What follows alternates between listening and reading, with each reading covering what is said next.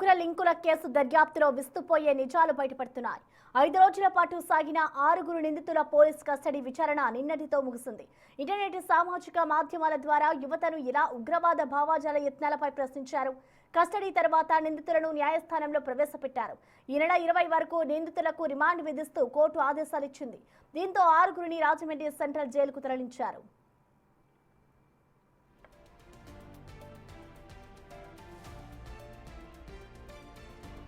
Social మీడియాలో ISIS జెండాను ఎగురవేయడం, ఉగ్రవాదుల చిత్రాల్లో తన తల వరకు పెట్టుకున్న వాటిని ఎందుకు పోస్ట్ చేశామని పోలీసులు అతన్ని ప్రశ్నించారు.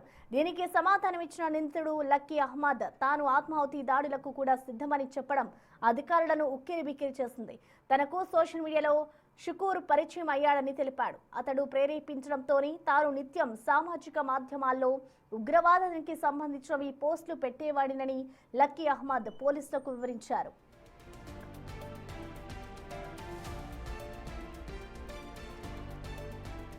మరికొన్ని నెలల్లో ముజాహిదీన్లుగా శిక్షణ పొందేందుకు పాకిస్తాన్కు వెళ్లాలని కూడా వీరు ప్రణాళికలు రచించినట్లుగా తేలింది.